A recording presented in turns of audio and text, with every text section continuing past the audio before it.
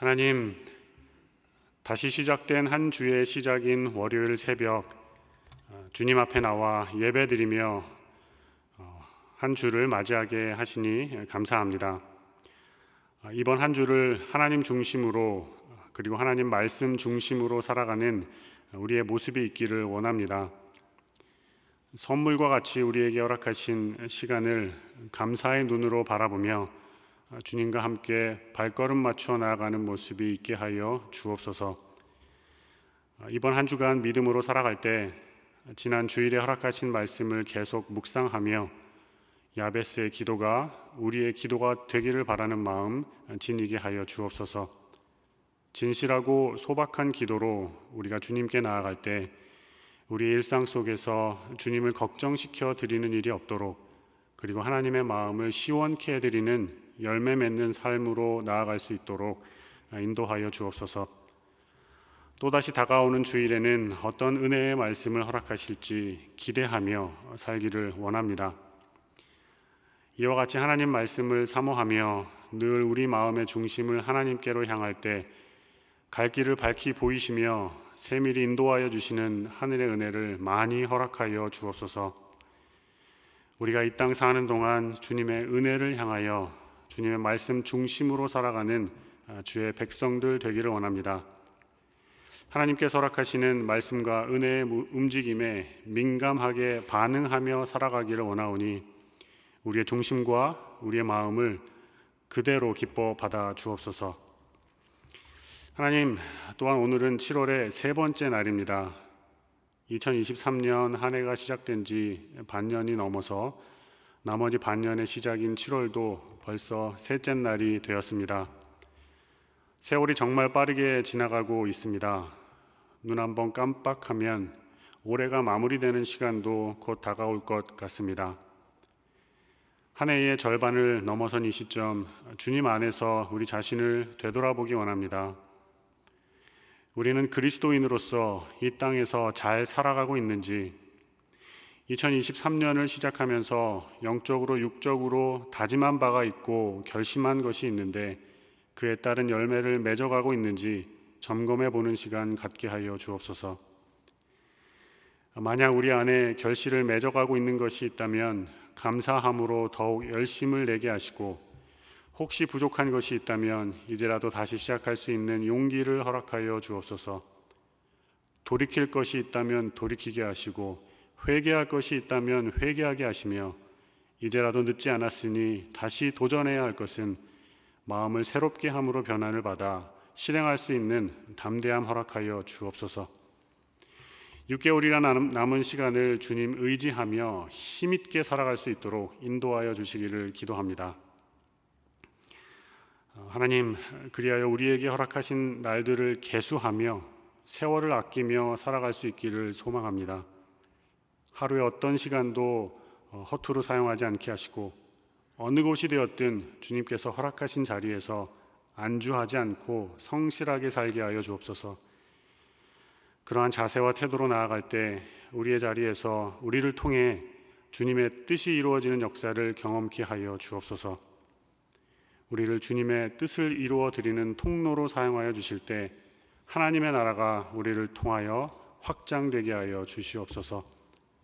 사람들이 살아나고 교회가 든든하게 세워지며 주님의 역사하심이 우리를 통해 이루어지는 것 보게 하여 주옵소서. 그로 인한 기쁨과 감사가 넘치는 힘이 있는 하루가 될 수 있도록 복내려 주옵소서. 하나님, 그러나 하루하루의 일상이 만만치 않습니다. 비가 오르락내리락 장마전선이 있는 가운데 습기가 많고 또 본격적으로 더워지는 시기를 마주하고 있습니다.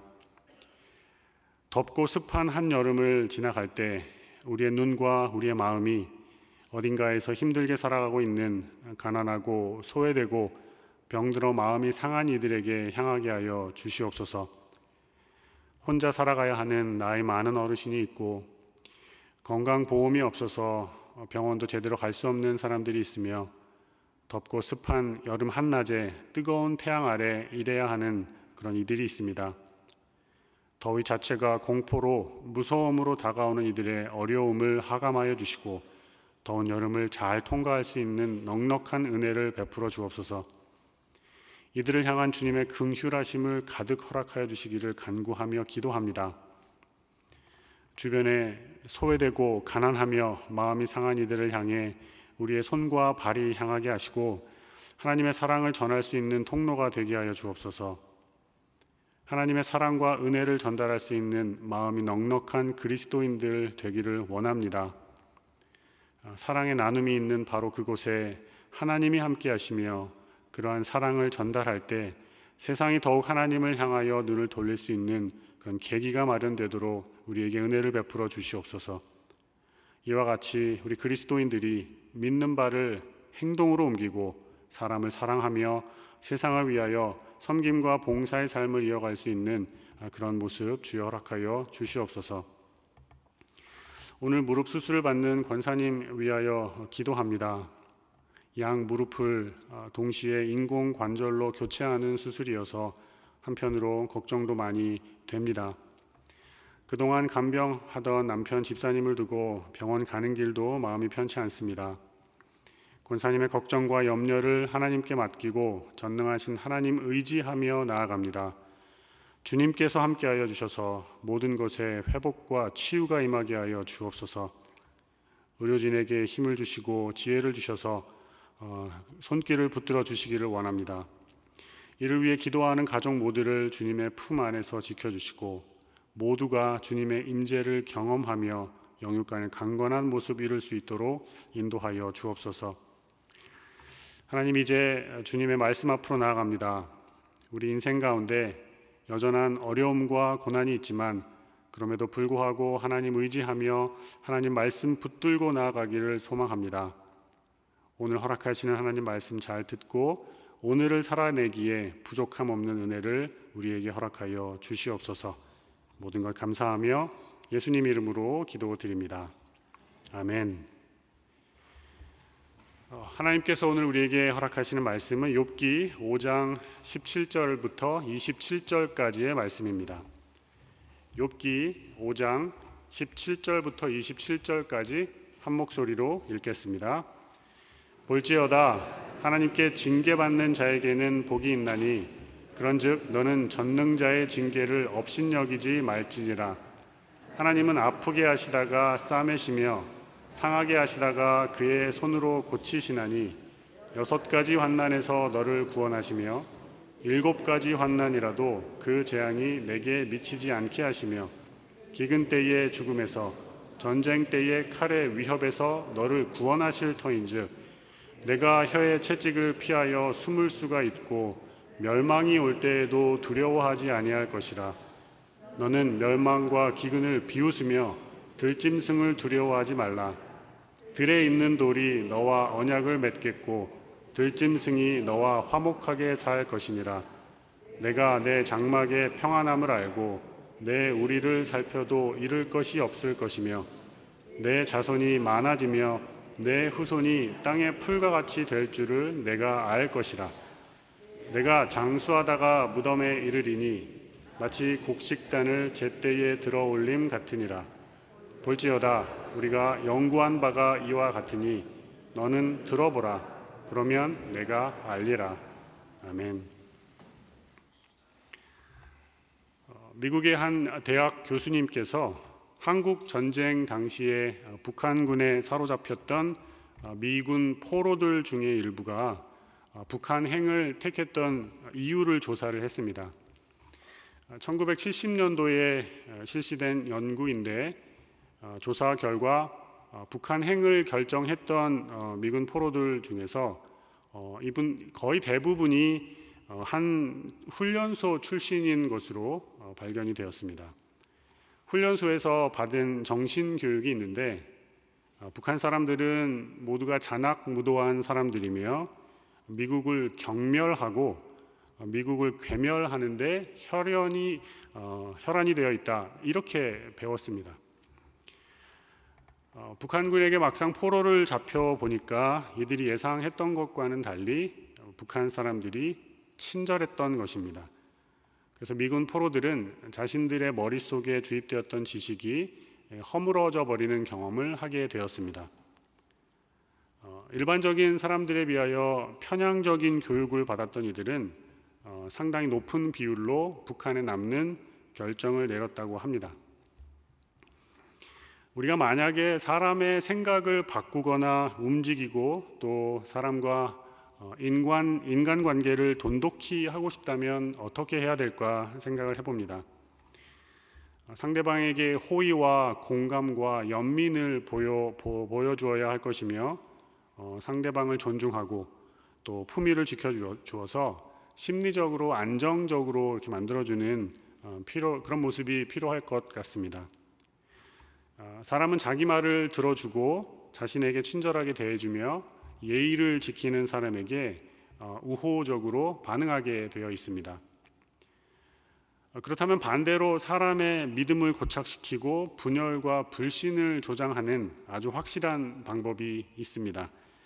그것은 적대적이고 험악한 분위기를 형성하는 겁니다. 악의적이거나 남의 말을 잘 듣지 않거나 상대를 무시하면 예의 없게 구는 사람들이 좋아하지 않습니다. 우리도 인생을 살아오면서 이런 분들 적어도 틀림없이 한 번쯤은 만났을 것입니다.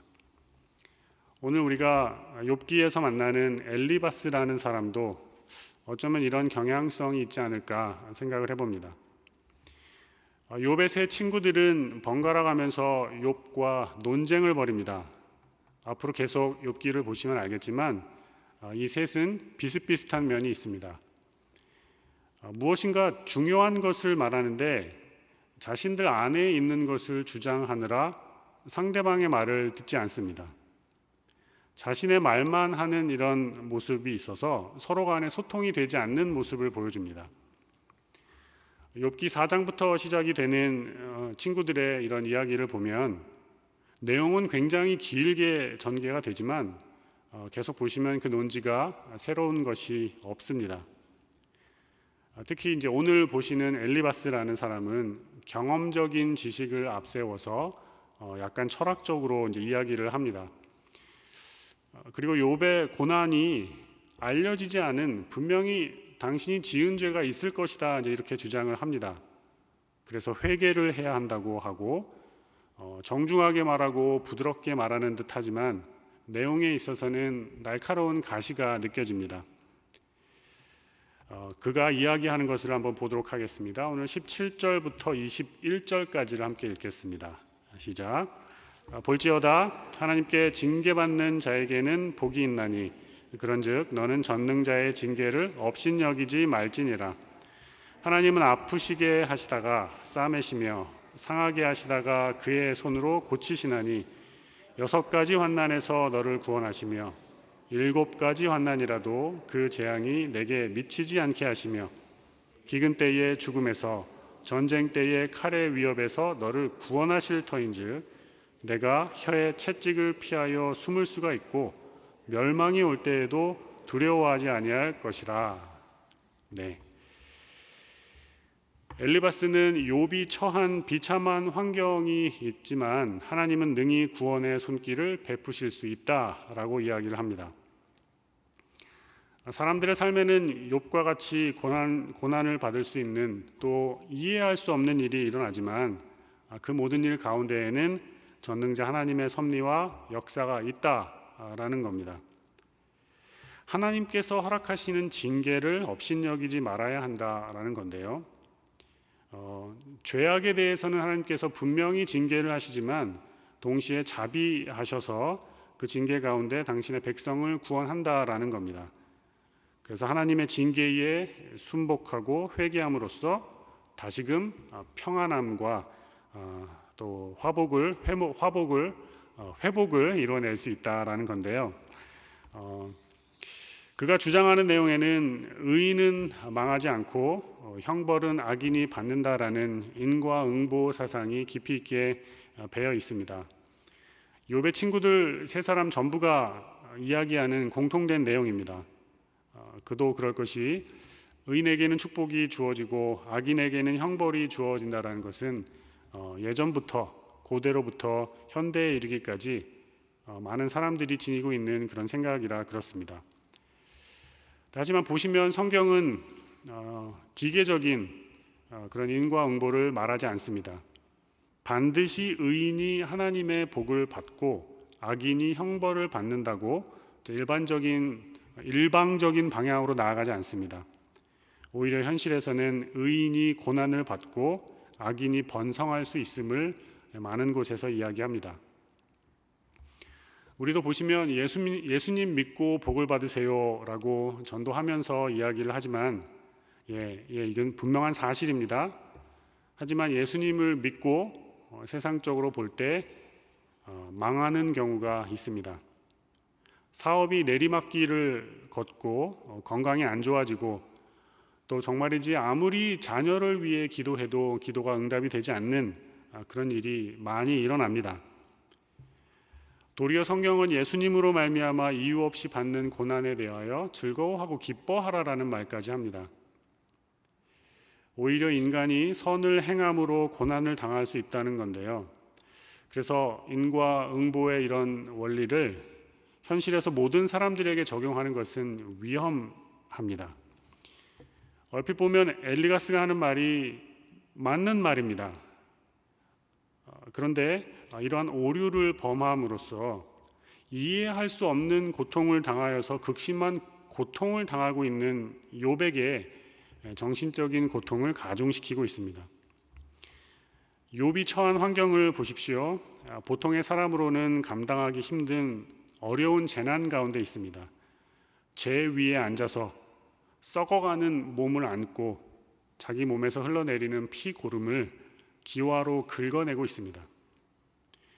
이와 같은 자신의 상태를 보며 힘들어하고 있는 욥입니다. 그런 사람에게 자신의 징계를 죄가 지은 것이기 때문에 징계를 하나님께 받고 있다고 또 이런 말을 하면 잘 들리지 않습니다. 그리고 욥은 자신이 죄 지은 것이 없다라고 주장을 하는데요. 욥이 말하고 있는 것이 맞다 틀리다를 떠나서 심한 고난 가운데 있는 이에게 지금 이 상황이 당신의 죄 때문이며 그 징계를 업신여기지 말고 잘 순복하고 잘 받아들여야 한다라는 것은 그럴듯해 보이지만 공허한 메아리에 지나지 않습니다. 우리는 누가 고난을 당하는 것을 보거나 형통한 것을 볼 때 죄 때문이다, 형통하면 당신이 의인이군요, 이런 말 하는 것을 굉장히 조심해야 됩니다. 고통과 고난에 처한 사람은 아마도 속으로 알고 있을 겁니다. 이렇게 말할지 모릅니다. 이것은 다 나의 죄 때문이군요. 그러니까 그런 말을 함으로써 불난집에 부채질하는 그런 모습 하면 안 됩니다. 엘리바스를 보시면서 인간이 지닐 수 있는 오류에 대하여 생각을 해보셔야 됩니다. 경험적인 지혜와 지식에는 한계가 있습니다. 틀린 주장이 아니고 고개가 끄덕여지는 말을 많이 하지만 그러나 분명히 인간이 지니고 있는 한계를 인정을 해야 합니다. 또 자신이 모든 것을 다 이해하고 있다는 듯 말하는 것도 위험합니다. 자신이 이해하고 있는 어떤 모습에 따라 도식화시켜서 이렇게 되니까 저렇게 되는 것이어서 이것을 받아들여야 합니다라는 이런 주장을 하고 있는데요. 하나님의 주권의 섭리를 인간이 다 알고 있는 어떤 그런 모습이 느껴집니다. 오늘날 우리가 비슷한 모습을 보일 수가 있습니다. 우리는 눈에 보이는 것만 가지고 귀에 들리는 것만 가지고 쉽게 판단하는 실수를 얼마나 자주 범하는지 모릅니다. 하나님의 섭리를 굉장히 쉽게 말하려고 하고 도식적으로 어떤 공식을 만들려고 합니다. 예를 들어서 잠언을 읽으면 머리가 똑똑하니까 하루에 한 장씩 읽으세요. 이런 이야기들을 하고는 합니다. 이런 어떤 오류를 범하지 않기 위해서 우리가 경험했던 것들, 우리가 지니고 있는 지식들을 절대화하는 어리석음을 범하지 말아야 합니다. 하나님의 섭리에는 우리가 이해하지 못하는 부분이 분명히 있고 또 신비의 영역이 있음을 인정하며 나아가야 하겠습니다. 그리고 생각해봐야 될 것이 있는데요. 우리가 사는 시대가 뭔가 굉장히 양극화된 시대라는 겁니다. 이런 시대를 살아가는 우리들은 의견이 다른 사람들을 만나게 되는데 우리와 의견이 다른 사람들을 만나서 대화를 시작하면 그에 따른 부작용이 많이 발생하는 것을 보게 됩니다. 상대방도 그렇지만 우리도 우리와 완전히 의견이 다른 사람의 말을 잘 들으려 하지 않습니다. 대화 중에 상대방의 말을 끊고요, 주제를 바꿉니다. 묻는 말에 대답하지도 않습니다. 그리고 상대방을 이기려 합니다. 지적으로, 영적으로, 논리적으로 무언가 잘못된 것을 드러내서 망신을 주고야 말겠다라는 그런 마음을 먹기도 합니다. 그래서 종교와 어떤 정치, 가치들이 전혀 다른 사람하고 이야기할 때는 이게 과연 대화가 가능할까 이런 생각이 들 때가 참 많습니다. 편이 나누어져 있고 전선이 그려져 있어서 어떤 전쟁이 일어나는 것만 같습니다. 저녁 때 가족들과 식탁에 앉아서 식사를 하시면서 이야기를 할 때도 모든 의견이 한쪽 방향으로 흘러가지 않을 때가 있습니다. 가족끼리도 하나의 의견으로 통일이 되지 않는데 인터넷과 소셜미디어 같은 데를 보면 정말 길게 격론이 벌어지는 것을 볼 때가 있습니다. 누군가 어떤 사람이 자신의 말만 되풀이하면서 꼬리에 꼬리를 무는 격론을 벌이는데 참 마음이 어려워집니다. 그래서 논쟁이 될 만한 대화는 아예 피하려고도 합니다. 말이 안 통할 것 같은 상대는 피하는 게 낫다는 것인데요. 늘 그렇게 살 수만은 없습니다. 그래서 오늘 말씀을 보면서 반대의 입장에 서 있는 사람과는 어떻게 대화를 이어갈 것인가, 이것이 과연 가능한가라는 생각을 해봅니다. 복잡하고 화려한 모든 것은 기본기가 그 안에 있듯이 모든 것은 기본에 있다는 것을 한번 기억해 주셨으면 좋겠습니다. 이것이 몸에 익어 있으면 그냥 자연적으로 나오게 됩니다. 예의 있는 대화, 그러니까 양방향 소통이 가능한 대화는 상대방을 물리쳐야 할 적이 아니라 협력해야 할 그런 협력자로 보는 것입니다. 그리고 원활한 대화를 위해서는 시작과 끝이 듣는 법을 배우는 것, 이것이 기본이 되겠습니다. 머릿속에 있는 말을 정말 다 하고 싶은데 꾹 참고 타이밍을 잘 판단해서 품위 있게 대화를 끝내려고 노력을 하는 모습 지녔으면 좋겠습니다. 제가 중고등학교 다닐 때만 해도 학교에 토론 수업이 없었습니다. 대화를 어떻게 끝내고 어떻게 풀어나가는 것이 참 지혜로운 것인지 배우기가 어려웠습니다. 그래서 저의 친구들도 그렇고 이야기를 하다 보면 누군가 일방적으로 이야기를 하고 누군가는 속으로 사귀는 일이 굉장히 많이 발생을 합니다. 우리 시대에 분명히 극심히 어렵고 고난에 처한 사람이 있을 텐데 이 사람에게 만약 우리가 엘리바스처럼 옳은 소리, 바른 소리를 일방적으로 하게 되면 어떻게 될까요? 그것이 다 맞는 말이라 하더라도 상대방이 받아들일 준비가 되어 있지 않다면 고통을 더욱 가중시키는 그러한 일을 우리도 하게 될 것입니다. 그래서 주의해야 됩니다. 말하는 것보다 듣는 것을 더 많이 하려고 노력해야 됩니다. 상대방에게 지속적으로 호의와 공감과 연민을 보여주는 것이 중요합니다. 7일 정도 하다가 끝내는 게 아니라 계속 해야 됩니다. 상대방을 존중하고 품위를 지켜주어서 내면이 참 안정적이고 편안해질 수 있도록 그런 분위기를 만들어줘야 됩니다. 자신의 말을 들어주고 자신에게 친절하게 대해주며 예의를 지키는 사람들은 굉장히 우호적으로 반응하게 됩니다. 야고보서 1장 19절에 이런 말씀이 있습니다. 제가 읽어드리겠습니다. 내 사랑하는 형제들아, 너희가 알지니 사람마다 듣기는 속히 하고 말하기는 더디하며 성내기도 더디하라. 진솔할 대화를 이어가기 위해서는, 그리고 무엇보다 반대 입장에 있는 사람과 대화를 해 나아가기 위해서는 무엇보다 경청이 무엇이며 우선이 되고 자기 주장 말하는 것을 더디해야 됩니다. 상대방의 말은 빨리 듣되 그에 대한 생각을 충분히 하시고 서서히 말을 시작하는 것이 중요합니다. 상대방의 말을 참을성 있게 끝까지 듣는 것은, 그것도 귀 기울여서 경청하는 것은 굉장히 어렵습니다. 하지만 잘 듣지 않으면 잘 말할 수 없습니다. 잘 듣지 않는 사람은 자기 의사만 드러내기에 급급하다는 것을 밝혀주는 겁니다. 한 걸음 더 나아가서 사람이 화를 내지 않을 수는 없겠지만 성내는 것은 먼저 자신의 마음을 황폐하게 만들고 하나님과의 관계를 어긋나게 만들며 무엇보다 상대방의 마음에 상처를 주기 때문에 할 수만 있다면 화내는 일을 자제하는 것이 좋겠습니다. 그래서 오늘 우리가 하루를 지낼 때에 우리가 만나는 사람들에게 듣는 마음으로 듣기는 속히 하고 말하기는 더디하며 이해하려고 소통하려는 노력으로 나아가는 그런 모습이 있었으면 하는 기도를 해봅니다. 그렇게 노력하시는 가운데 평화를 이루어 나갈 수 있는 그런 하루가 되시기를 바랍니다. 함께 기도하겠습니다. 하늘에 계신 우리 아버지, 아버지의 이름을 거룩하게 하시며 아버지의 나라가 오게 하시며 아버지의 뜻이 하늘에서와 같이 땅에서도 이루어지게 하소서. 오늘 우리에게 일용할 양식을 주시고 우리가 우리에게 잘못한 사람을 용서하여 준 것 같이 우리 죄를 용서하여 주시고 우리를 시험에 빠지지 않게 하시고 악에서 구하소서. 나라와 권능과 영광이 영원히 아버지의 것입니다. 아멘.